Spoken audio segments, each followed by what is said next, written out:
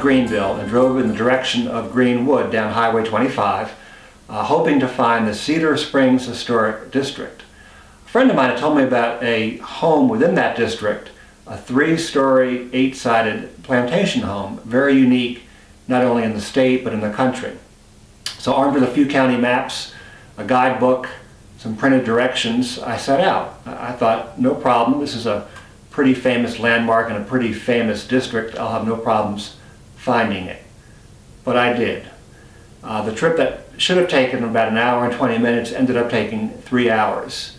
Sure, I finally got there, but once I got there, I was frustrated, tired, aggravated. Not only that, I'd forgotten to print out, or take with me better, the information about the area. I didn't know what I was looking at. There was a beautiful church, of course the home and a third building, and I didn't have any information on what I was looking at. So it took too long, I was frustrated, and I didn't know what I was looking at. Those weren't good things. On the way back home, I thought there has to be a better way. You know, I knew there were about 1,450 landmarks in the state, and I thought, you know, I'm driving back to Greenville, I'm probably passing 10, 20, maybe 30 landmarks that are around me that I don't know are around me. I don't know how to get there, what they are, or even if I were to stumble on one, what I'm looking at. I didn't want to travel with this paper. I didn't want to travel with maps. I didn't want to travel with guidebooks. I wanted everything at my fingertips so I could easily and conveniently travel to any landmark at any point in time. Well, I couldn't stop. I thought I would stop with maybe Greenville County and then Spartanburg County, but I thought, well, I'm enjoying myself so much with these terrific landmarks, I think I'll just go ahead and photograph the landmarks in the upstate. Well then, I decided to go ahead and do the Midlands while I'm at it, and that just seemed like a shame at that point not to go ahead and finish the state and photograph those landmarks in the coastal area.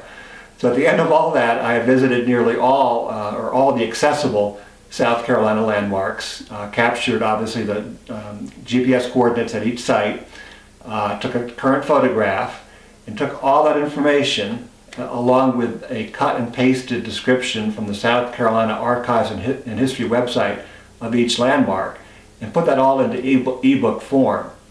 So what that means, I mean, today I can travel with my ebook, or if I'm inclined, just a Garmin, and I know exactly where all the historic landmarks are in the state, one-touch button access, because I have cell-enabled services, to any landmark in the state, and once I'm there, thanks to the South Carolina Archives and History information, I know what I'm looking at. So I think it's pretty cool, and I had so much fun doing it, and I learned so much. The places in South Carolina are terrific, the history is terrific. What I probably enjoyed more than that is the people along the way that took time out to explain the history of the tobacco barn, or this church, or this cemetery, or this historic district. We truly have magnificent history in the state, and I'm glad to have done my part to make it more accessible. Safe travels.